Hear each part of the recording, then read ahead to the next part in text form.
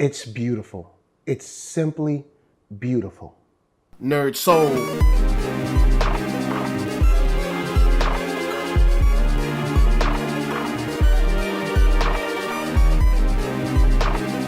Late Ill Kid at OneYoungsta, holding it down, bringing that street geek and nerd soul. What is up, my people, today? Oh yeah, we coming with another wonderful episode of Dropping Jewels, and today we are talking about the final chapter and trailers, of course, of Black Panther. And before I get to all of the beauty in this trailer, I want to talk about why it's so beautiful, because I was online with a couple of people saying, they don't understand the outpouring and the outcry, and it's any Marvel movie, but this movie is historic for a couple of reasons. As a black man, as someone who is black in this country, I have dealt with tons of images in media that place me beneath what people would consider good, positive, as striking, or as boundless or heroic. Every time I had seen myself on screen, when it was, it had to be like the jail episode, or they're going to the gang episode, or someone being put in jail, or someone being chased down for doing something wrong. And this movie doesn't show me in that light. Also, in our media, we have been shown that people that are lighter skin tone were somehow better than people that were of darker skin tone, just by virtue of being that.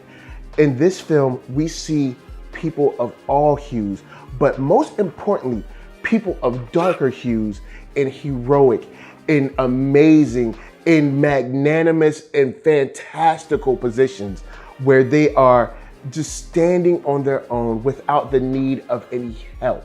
And speaking of that help, what I mean by help is, in many forms of media, when there is someone who looks like me that is doing well, the only way they could have done well or been set free or put on the right path is because there has been a white character that has led the way, or has opened the door for them, or brought them out of whatever that situation is. A lot of people might call it the white savior syndrome.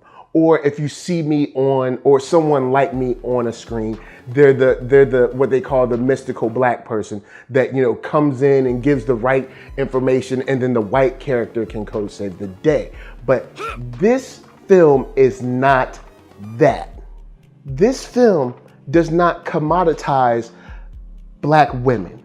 This film does not demonize black men.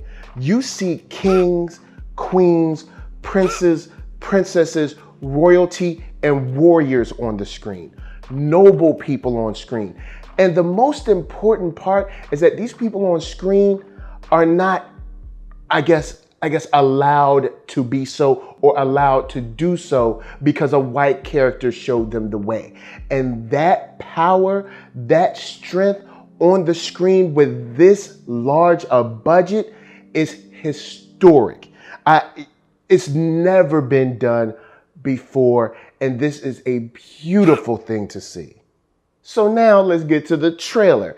I love seeing more scenes of the fight when he jumps down on that crew at night with the Jeeps, and I love how he just throws the whole door at the dude behind him, and it's crazy, his strength, his speed. I love seeing the family around him, and just hearing that Black Panther lives, that statement alone is a beautiful statement when you see the ornate world that they're living in. Also, I love seeing Angela Bassett because she looks so unique in this film as the Queen Mother. She just looks so unique, and I'm just so ready to get that knowledge and wisdom from her character. And it's a beautiful thing to see not only her placed and positioned perfectly, but also T'Challa's sister and their attitude. And it's beautiful to see the black family on screen in such a positive way. Also, we get a new villain. Well, not really new. Claw's been around for a while, but we get to see new shots of Claw. And I think they're setting him up to be a very long-term villain for Black Panther. The way he's in that room, the way he gets under his skin when he's behind the double pane glass or whatever, like he's really inside T'Challa's head where T'Challa hates that guy, all right? He truly hates that guy. And I believe that they're setting him up for a long-term villain, and that's something that I love because long-term villains is something that, you know, can help a character grow. Because, you know, maybe the villain can win and then he can win and then sometimes there's a stalemate and, you know, things like that. But there's always that ongoing struggle and battle between like the chess match that, you know, a hero and a long-term villain will play. Now, there's some other cool stuff that I really want to get into because Claw is crazy good. And so is, you know, the look of this world is incredible. But of course, you know, I love y'all's support, but, you know, KURO brand, they're going to help us pay them bills.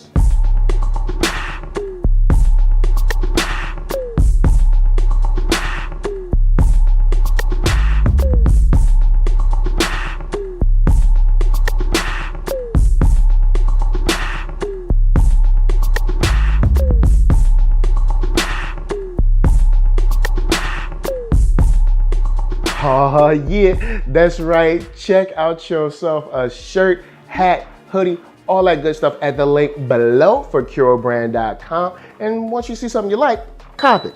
Now, one thing I want to get into is I guess you could say the battle at the waterfall, I guess you could say. I don't really have a technical term for it, but it looks like this is going to be kind of like a training montage because it doesn't look, at least now that I've seen it a couple times in a couple trailers, it doesn't look like everybody's fighting. It just looks kind of like they're standing around and watching. Maybe this might be a rites of passage thing, but I just love even the way this is shot.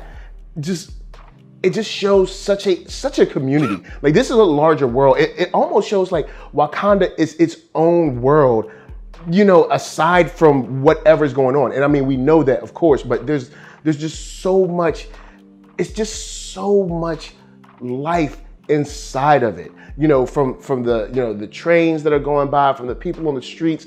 And even in this battle, you see like the people standing around and they're all engaged in what's going on. But of course, who would I be to not mention Michael B. Jordan? Yo, he is killing it in this role, and he definitely has an axe to grind with T'Challa. And the whole, you know, war is coming, the whole like I want it all.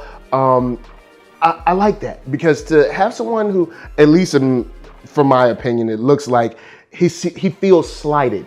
To have someone like that, they really bring their A game because when you feel that you've been slighted, you want what you're due and a little bit more. And that little bit more is shown in like explosions and the like spacecraft wrecks and these fight sequences, and just there is so much that I think we're gonna see that I think, you know how trailers usually give away like the whole film? I honestly think this trailer hasn't shown us like nothing compared to what we're about to see. And that's why I'm so excited on top of what we got at the top of the show. So guys, I never thought I would see this. And even when I knew it was coming, I never thought that it would be like this. So people, holla at me, I'ma holla at you. Down in them comments, let's talk about the final trailer of Black Panther. I'm so excited. I'm so elated. I cannot wait. Picking up them tickets, opening night, second night, third night, 10th night, I don't know, all the nights. Look, I just can't wait to see Black Panther. Of course, guys, holla at me if y'all gonna be in the LA area. Maybe I can see it at one of your screenings. But before I bounce, of course, I'm gonna say ThatNERDSoul.com is where you need to go to check out all my videos from the oldest, newest, latest, greatest, and all that. Then hit up shop.ThatNERDSoul.com and pick yourself up a t-shirt player. And don't forget to get one for them playettes. Then come back here, like, comment, subscribe, and share that Nerd Soul. Don't forget, yo, be good to yourselves and be good to each other. And remember, just because you're coming at the throne, don't mean you can handle the throne. Peace.